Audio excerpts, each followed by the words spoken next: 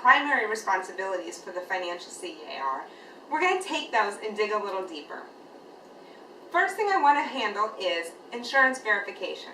And like I said in our last video, we want to make sure that this is an area that every CA is cross-trained in. It's a great way, if you're not the financial CA, that you can learn this and you can be the support to your financial teammate. We've made it easy. There's a form and it's part of your downloads for this particular module. Everyone in our office has been cross-trained on how to verify insurance benefits, but what we found is that everyone was taking down the information a little bit differently. And when it came to it, if Diane took the information and Kara, who handles all of our finances, would look at it and wasn't quite sure what it meant, then we might not get an accurate payment plan for the patient. And that's not what our goal is. So we sat down and decided what information do we need, and we wrote it out so now everyone, when they're calling to check on those benefits, has the same form and everyone can read it clear as day. So when you make that phone call, here's the first thing you want to do. You want to make sure that you're getting the phone or the name of the insurance representative that you're speaking with and ask if there's a reference number to that particular phone call or to that patient. Write those down. If there's ever a question on the information and the accuracy of it, when you call back in, it's very powerful for you to have the date, the name, and the reference number, and you can say, this is what was told to me at this time.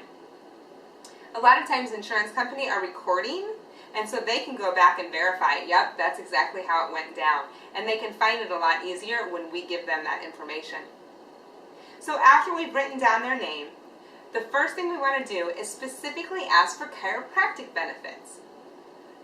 Many times that you'll find that an insurance representative, they're not schooled in the different aspects of the policies.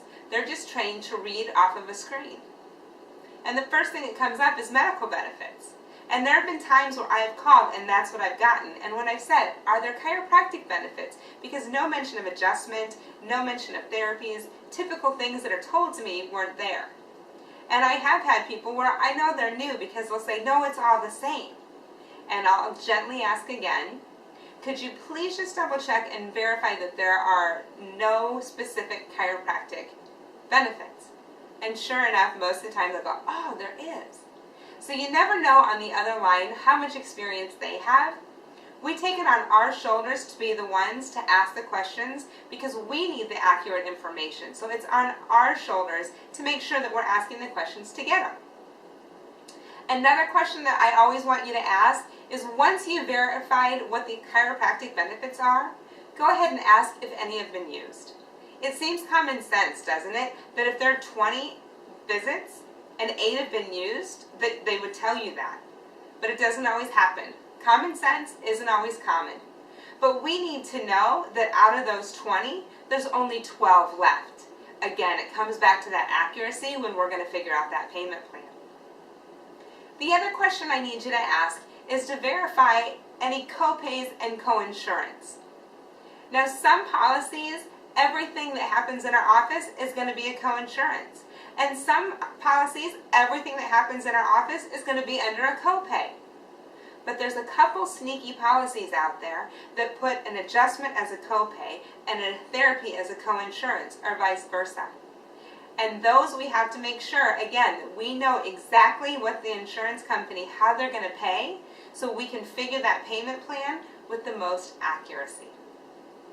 And once we've answered all the questions that are on our insurance verification form, I'm going to go ahead and read that back to the insurance representative and verify that yes, that is all the information she has and I have it written down correctly.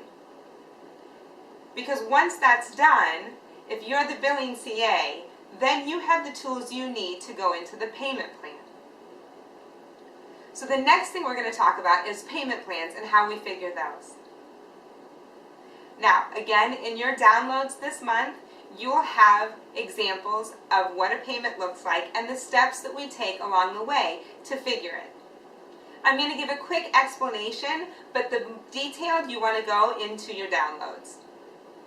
So the first thing we do is we take the doctor's recommendations. And if the doctor's recommending 36 visits, and the insurance says they cover 20, then I'm going to take 36, subtract out 20, and I know that I'm going to have 20 adjustments that I'm going to figure with the insurance benefits, and I'm going to have 16 that I'm going to figure that don't have the insurance benefits. And once I figure the 20, what that equals out to be, and the 16, what that equals out to be, I'm going to add those two together, and that's going to be your total of what your patient portion of the financial plan is going to be. And that's what your doctor is going to present to the patient.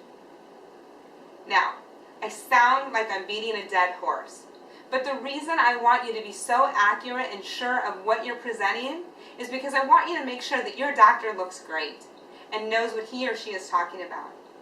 The other thing is, if we don't take care of our patient's financial, they lose trust in us. The fastest way you can lose a patient is to screw up their financials. You see, insurance companies might come back differently, but when we have our stuff together and we can catch it soon. And when a patient comes in with an acute back pain and they're told that the only way to get relief is back surgery, but someone loved them enough to show them chiropractic and they came to your office, and you know you saved them from a $200,000 surgery, but you messed up on their financials, they don't go to the community singing your praises for saving them from surgery. They go to the community absolutely bad-mouthing you for screwing up your financials. It's a huge thing to make sure that we keep that financial integrity for our patients, because we don't want that to be a stress in their life. We don't want to have confrontational conversations when it comes to collecting the money. And here's the other side of it. We want to be so on top of it that we know the information we have is accurate, that how we figured that payment plan is dead on. And yes, we're going to have times where that insurance company comes back and they don't pay how they said. And sometimes it's in the patient's favor and sometimes it's not. But again, when you have the information and you catch it soon, we're able to communicate that back with our patient and take that stress and that financial burden away from them.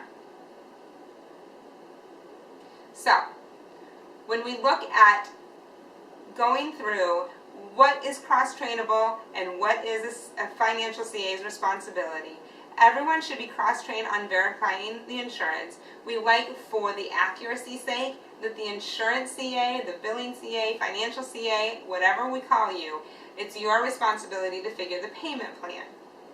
And when we work together and those numbers come together, then the doctor with ease can present the cost of that to the patient. But the value he or she has built, it becomes a no-brainer, and you've just started another patient on a journey through chiropractic care to show them the healing, healthy way of our life.